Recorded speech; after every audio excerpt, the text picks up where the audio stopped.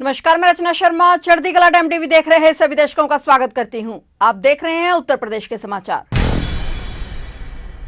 अयोध्या में ध्वजारोहण का आज ऐतिहासिक दिन रहा। श्री राम जन्मभूमि मंदिर के शिखर पर फहराए गए कोविदार ध्वज ने कलयुग में भी त्रेता का आभास करवा दिया है। यह ध्वज प्राचीन काल से अयोध्या की पहचान रहा है, जिसका उल्लेख वाल्मीकि रामायण में मिलता है और मंदिर ट्रस्ट ने इस ध्वज को चुनकर अयोध्या का गौरव बढ़ाया है। राम मंदिर ध्वजारोहण समारोह में आज प्रधानमंत्री नरेंद्र मोदी ने मंदिर के शिखर पर ध्वज को फहरा दिया है। राम मंदिर ट्रस्ट ने अयोध्या के प्राचीन और गौरवशाली इतिहास के अनुरूप यही ध्वज फहराने का निर्णय लिया था। इसे कोविदार ध्वज के नाम से जाना जाएगा। इस ध्वज पर कोविदार वृक्ष का चिन्ह अंकित है। कोविदार वृक्ष अयोध्या के रघुकुल वंश का प्रतीक चिन्ह है। रघुवंश के चिन्ह के साथ सूर्यवंशी होने के नाते ध्वज में सूर्य के चिन्ह को स्थान दिया गया है। कोविदार वृक्ष श्री राम के रघुवंश का प्रतीक चिन्ह है और इसे उनके वंश के तप और त्याग के प्रतीक के रूप में राम मंदिर के शिखर पर स्थान दिया गया है। मंदिर बनने के बाद इस ध्वज को पुनः महत्व मिल गया है, जो एक नए युग की शुरुआत का संकेत है। पीएम मोदी के साथ सीएम योगी आदित्यनाथ भी इस दिव्य क्षण के साक्षी बने। सीएम योगी ने कहा कि सनातन संस्कृति के पुनर्जागरण का अभिनव प्रतीक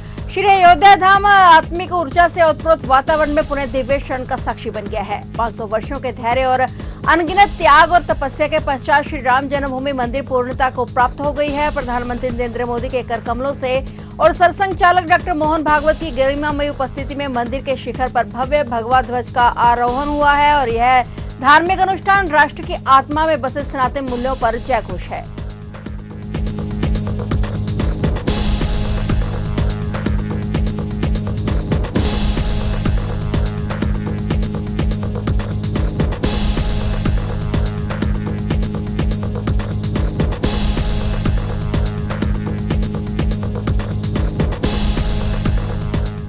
उत्तर प्रदेश के अमेठी जिले से सांसद किशोरीलाल शर्मा के खिलाफ लखनऊ हाईकोर्ट में एक याचिका दाखिल की गई है। इस याचिका में किशोरीलाल के निर्वाचन को रद्द करने की मांग की गई है। याचिका में आरोप लगाया गया है कि किशोरीलाल ने अपने चुनावी हलफनामे में अपने खिलाफ दर्ज मुकदमा छिपाया। साल 2012 में किशोरीलाल शर्मा के खिलाफ रायबरेली कोतवाली में राष्ट्रीय ध्वज के अपमान और अन्य धाराओं में मुकदमा दर्ज हुआ था। याचिका में कहा गया कि नामांकन के दौरान यह एफआईआर छुपाई गई, इसलिए वे सांसद पद के लिए योग्य नहीं हैं। इससे पहले किशोरीलाल के निर्वाचन को रद्द करने वाली याचिका 7 नवंबर 2025 को खारिज की जा चुकी है। उस आदेश में हाईकोर्ट ने कहा कि 2012 की एफआईआर में पुलिस ने फाइनल रिपोर्ट दाखिल कर दी थी। याची ने इस फाइनल रिपोर्ट के खिलाफ प्रोटेस्ट प्रार्थना पत्र दाखिल किया, जिस पर अग्रिम विवेचना का आदेश हुआ, लेकिन अब तक विवेचना पूरी नहीं हुई है। चुनाव आयोग ने कोर्ट में कहा कि किशोरीलाल के खिलाफ अब तक चार्जशीट दाखिल नहीं हुई है। कोर्ट ने उन्हें तलब भी नहीं किया है, इसलिए 2012 की एफआईआर को उनके आपराधिक रिकॉर्ड में शामिल नहीं किया जा सकता। हाईकोर्ट ने अगले हफ्ते सुनवाई का आदेश दिया है।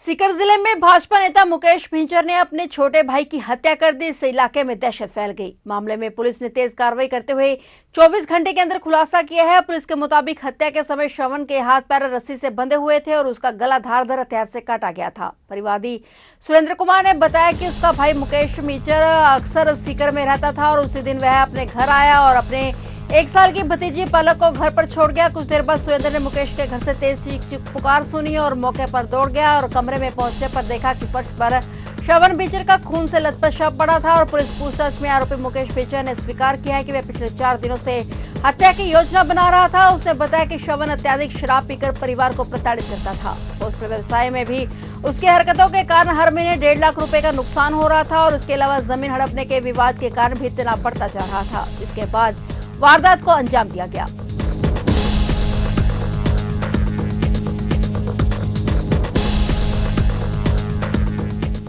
उत्तर प्रदेश के मेरठ जिले में हुए सौरभ राजपूत हत्याकांड में एक बड़ा मोड़ सामने आया है। इस केस की मुख्य आरोपी मुस्कान स्तोगी ने जेल में ही एक बच्ची को जन्म दिया है। बच्ची के जन्म के बाद सौरभ के परिवार ने उसके डीएनए टेस्ट की मांग की है। परिवार का कहना है कि अगर बच्ची सौरभ की साबित होती है तो वे उसे अपना कर पालेंगे और अगर डीएनए टेस्ट में बच्ची के पिता साहिल निकलता है तो वे बच्ची की जिम्मेदारी नहीं लेंगे। मुस्कान ने अपने प्रेमी साहिल के साथ मिलकर सौरभ की हत्या कर दी थी। यह पूरी वारदात बेहद निर्दयता और साजिश के साथ की गई थी। हत्याकांड के महीनों बाद मुस्कान ने जेल में बच्ची को जन्म दिया और यहां से परिवार की सबसे बड़ी चिंता शुरू हुई कि क्या यह बच्ची सौरभ की है या फिर साहिल की। अब यह सवाल पूरे केस का महत्वपूर्ण हिस्सा बन गया है। सौरभ के भाई बबलू राजपूत ने कहा कि हम तभी बच्ची को अपनाएंगे जब वह अपने हमारे भाई सौरभ की संतान साबित हो और अगर बच्ची साहिल की है तो उसकी जिम्मेदारी हम नहीं ले सकते। परिवार का कहना है कि ये मामला सिर्फ बच्ची की पहचान का नहीं बल्कि सौरभ की विरासत और परिवार के अधिकारों का भी मामला है। वहीं पुलिस ने डीएनए टेस्ट की प्रक्रिया शुरू कर दी है और इस रिपोर्ट के बाद ही कई सवालों के जवाब स्पष्ट होंगे कि बच्ची का असली पिता कौन है। डीएनए रिपोर्ट आने तक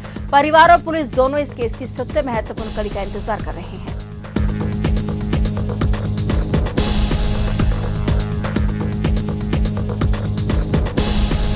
उत्तर प्रदेश में बहराइच जिले के रुपईडीहा इलाके में सशस्त्र सीमा बल ने एक चीनी नागरिक को गिरफ्तार किया है। उसे भारत में अवैध प्रवेश करने की कोशिश करते हुए पकड़ा गया है। आरोपी का नाम ल्यूई कुंजिंग है और ल्यूई कुंजिंग को नेपाल भारत सीमा पर एसएसबी की टीम ने चेकिंग के दौरान दबोच लिया और उसके पास से पाकिस्तानी वीजा भी बरामद किया गया है। रुपईडीहा पुलिस ने विदेशी अधिनियम के तहत मुकदमा दर्ज कर जांच शुरू कर दी है। बॉर्डर पर तैनात जांच एजेंसियां उससे पूछताछ कर रही हैं। जांच से पता चला है कि ल्यूई कुंजिंग चीन से पाकिस्तान आया और फिर नेपाल और भारत में घुसपैठ की कोशिश कर रहा था। दिल्ली धमाकों के बाद देश भर की सुरक्षा एजेंसियां हाई अलर्ट पर हैं। यूपी में भी सीमा इलाकों में सुरक्षा बढ़ा दी गई है और एक एक व्यक्ति की गहन तलाशी की जा रही है। बीते सप्ताह भी एक विदेशी जोड़ा अवैध घुसपैठ करते हुए पकड़ा गया था। पिछले दिनों भी पाकिस्तानी मूल की महिला सीमा हैदर को नेपाल से भारत में घुसते हुए पकड़ा गया था।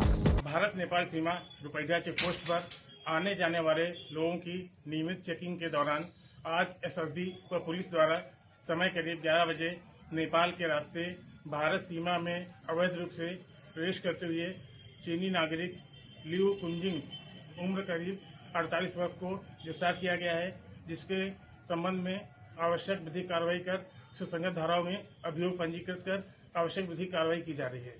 भदोही जिले के औराही क्षेत्र में एक कालीन निर्माण फैक्ट्री में एक टैंक में उतरे 3 मजदूरों की कथित तौर पर जहरीली गैस के कारण दम घुटने से मौत हो गई, जबकि एक अन्य को अस्पताल में भर्ती कराया गया है। पुलिस ने जानकारी दी। पुलिस के मुताबिक घटना औराही थाना क्षेत्र के उगापुर में स्थित एक कालीन इकाई के ड्राइंग संयंत्र में हुई, जहां मजदूर टैंक के अंदर सफाई और मोटर की मरम्मत का काम कर रहे थे। पुलिस अधीक्षक अभिमन्यु मांगलिक ने बताया कि पहला मजदूर सफाई और मरम्मत के लिए टैंक में उतरा और जहरीले गैस के कारण बेहोश हो गया। उसे बचाने के लिए 3 अन्य मजदूर एक एक करके नीचे उतरे, लेकिन उन सभी की भी दम घुटने से मौत हो गई। उन्होंने बताया कि मृतकों की पहचान शिवम दुबे 38 वर्षीय, राम सूरत यादव 55 वर्षीय और शीतला प्रसाद 50 वर्षीय के रूप में की गई है। तीनों भदोही जिले के निवासी थे और इनके अलावा मध्य प्रदेश के सीधी जिले के निवासी राजकिशोर 48 वर्षीय को अस्पताल में भर्ती कराया गया है और उसकी हालत स्थिर बताई गई है। जिलाधिकारी ने बताया कि मजिस्ट्रेट जांच के आदेश दिए गए हैं और मृतक परिवारों को पर्याप्त मुआवजा दिया जाएगा। उन्होंने कहा कि श्रम विभाग, कारखाना विभाग और फॉरेंसिक टीम जहरीली गैस के फैलने के कारणों की जांच कर रही है।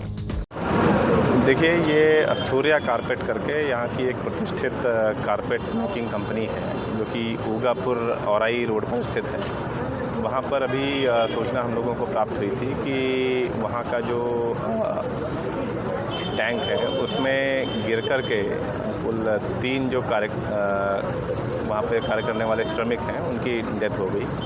तो वहाँ पर तत्काल हमारी पुलिस प्रशासन की टीम पहुँची और जो अन्य लोग थे उनको रेस्क्यू करके तत्काल यहाँ पे ट्रॉमा सेंटर है बनारस रोड पर, वहाँ पर ला करके भर्ती कराया गया। तो यहाँ डॉक्टरों ने बताया है कि 3 लोग थे वो ब्रॉड डेड थे, उनको आने पर ही उनको मृत घोषित कर दिया गया और एक व्यक्ति ऐसा है जो कि थोड़ा सा जो संभवतः जहरीली गैस है उसके एक्सपोजर में होने के कारण अभी थोड़ा सा ख़राब स्थिति में है, लेकिन उनसे बात हुई है और डॉक्टर से भी बात हुई है तो उनका कहना है कि वो भी खतरे से बाहर है, उनका लगातार इलाज चल रहा है। सर, पीएम को लेकर कुछ बात की जा रही थी अभी यहाँ पे कि पंचनामा करा के वापस, जैसे दुर्घटना के कारण मृत्यु हुई है तो एक नॉर्मल प्रोसीजर है, पोस्टमार्टम कराया जाता है। इसके लिए पूरी कागजी कार्रवाई कर ली गई है और जो शव हैं उनको कब्जे में लेकर के उनको पोस्टमार्टम के लिए भेजा जा रहा है। सर, ऐसा भी सुनने में आया है कि इसमें घटना में कई लोगों की मौत हुई है। नहीं, 3 लोगों की ही मौत हुई है और इसकी जो है टीम मौके पर जाकर के इसको देख भी चुकी है। अब दुर्घटना के क्या कारण हैं इसका पता लगाने के लिए मेरे स्तर से एक मजिस्ट्रियल जांच भी कराई जाएगी। उसके अलावा हम लोगों ने जो श्रम विभाग की टीम है, उसके अलावा जो फैक्ट्रीज डिपार्टमेंट है उसकी जो टीम है उसको भी मौके पर भेजा गया है और जो विभिन्न कारण हैं जिससे ये एक्सीडेंट संभवतः हुआ होगा उसकी पूरी पड़ताल कराने के बाद जो आवश्यक कार्रवाई होगी इसको किया जाएगा। शाहजहांपुर रोडवेज की महिला परिचालक नीतू देवी ने ईमानदारी की मिसाल पेश करते हुए करीब 4 लाख रुपए के गहने को से भरा हुआ बैग उसके असली मालकिन को लौटाकर समाज के सामने एक उदाहरण पेश किया है। बरेली मोड़ से बंथरा के बीच यात्रा के दौरान यह बैग बस में छूट गया था। तिलहर के पिगरा पिगरी गांव की निवासी आरती शर्मा अपने पति अमिताभ शर्मा और परिवार के साथ रोडवेज बस में सफर कर रही थी और गाँव पहुंचने पर वे जल्दबाजी में बस से उतर गई और सीट पर रखा आभूषणों से भरा बैग भूल गई। थोड़ी देर बाद उसी सीट पर बैठे एक युवक को बैग मिला, जिसके बाद उसने इसे महिला कंडक्टर नीतू देवी के सुपुर्द कर दिया और शाम को ड्यूटी समाप्त कर जब नीतू बस से नीचे डिपो पहुंची तो उन्होंने पूरी जानकारी एआरएम अरुण कुमार को दी। अधिकारियों की मौजूदगी में बैग खोला गया, जिसमें सोने चांदी के गहने और एक आधार कार्ड मिला। आधार कार्ड में दर्ज पते पर नीतू ने रजिस्ट्री भेजी और उस पर अपना मोबाइल नंबर भी लिख दिया। रजिस्ट्री मिलते ही आरती ने नीतू से संपर्क किया और गहने मिलने की सूचना सुनकर उनका खुशी के ठिकाना नहीं रहा और आरती अपने पति, सास और भाई के साथ रोडवेज बस अड्डे पहुंची। वहां अधिकारियों और कर्मचारियों की मौजूदगी में गहनों से भरा बैग उन्हें सौंप दिया गया। डिपो प्रभारी सुशील त्रिवेदी के अनुसार यह घटना बताती है कि ईमानदारी आज भी समाज में जीवित है। नीतू देवी के इस कदम की हर ओर सराहना की जा रही है।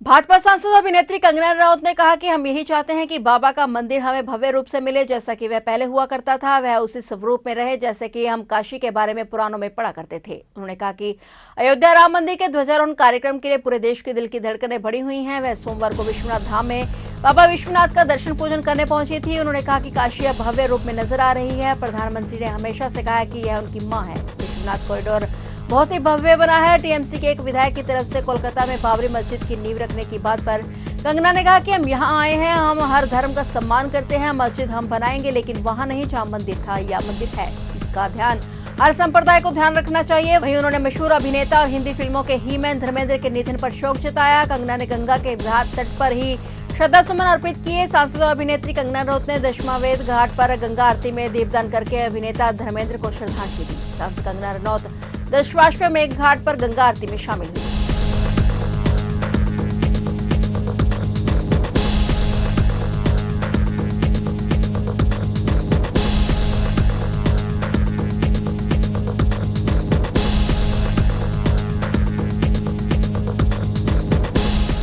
फिलहाल उत्तर प्रदेश के समाचारों में इतना ही। और नए समाचारों के साथ फिर से हाजिर होंगे। तब तक के लिए देखते रहिए चढ़ती कला टाइम टीवी और मुझे दीजिए इजाजत। धन्यवाद।